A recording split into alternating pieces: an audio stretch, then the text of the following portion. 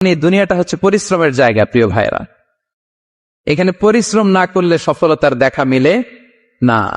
বাঁচতে হলে, সারভাইভ করতে হলে, টিকে থাকতে হলে আপনাকে পরিশ্রম করতে হবে। এই পৃথিবীতে কেউ কাউকে জায়গা করে দেয় না, এখানে জায়গা করে নিতে হয়, ঠিক কিনা বলেন?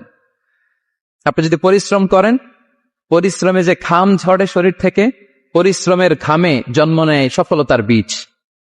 আপনি যখন হাড় ভাঙ্গা পরিশ্রম করবেন, এই পরিশ্রমে যে লোনা পানি বেরোবে, যে ঘাম বেরোবে, এই ঘামেই জন্ম নেয় সফলতার বীজ। এবং সফলতার কোনো শর্টকাট হয় না প্রিয় ভাইরা। অনেকে অল্পতে সফল হতে চায়, শর্টকাট খুঁজে, আসে না? নাই না, সফলতার জন্য আপনাকে লং কাটে যেতে হবে। ওখানে কোনো লিফট থাকে না, সিঁড়ি বেয়ে উঠতে হয়। অনেকে চায় যে সফলতার লিফটে উঠবো, সুইচ চাপবো, সাকসেসফুল ইন লাইফ। না, এত সহজ না, আপনাকে সিঁড়ি বেয়ে উঠতে হবে। তাহলে পরিশ্রমের কোনো বিকল্প নেই। এই দুনিয়াটা হচ্ছে পরিশ্রমের জায়গা, সংগ্রামের জায়গা। আপনি সফল হতে হলে আপনাকে পরিশ্রম করতে হবে, করতেই হবে। আর পরিশ্রমে কোনো লজ্জা নেই। আমি বিভিন্ন আমার আলোচনায় বলি, কাজে লজ্জা নেই। কিসে লজ্জা নেই? আওয়াজ করে বলুন সবাই।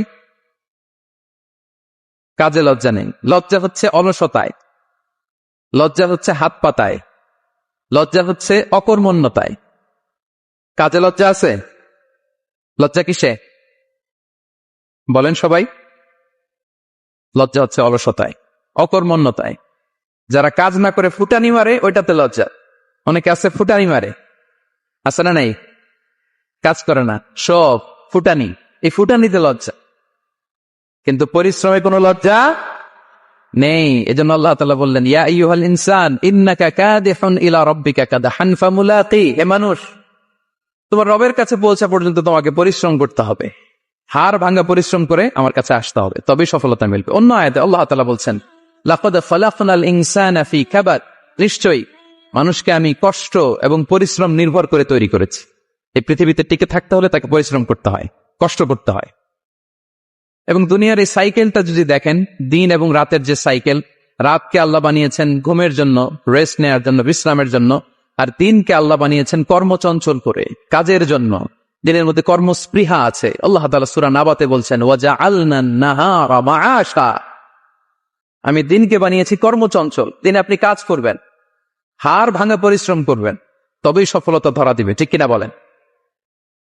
তাহলে প্রথমে আমরা জানলাম এই পৃথিবীতে পরিশ্রম করতেই হবে, পরিশ্রমের কোনো বিকল্প নেই। সফল হতে চাইলে কি করতে হবে? আওয়াজ করে বলবেন, কি করতে হবে? এবং ইসলাম এই পরিশ্রমকে উৎসাহিত করে, পরিশ্রমের মাধ্যমে যে ইনকাম, এটাকে উৎসাহিত করে। বিষ্ণু ইসা ইসলাম বলেন, মা আকালা আহাদুন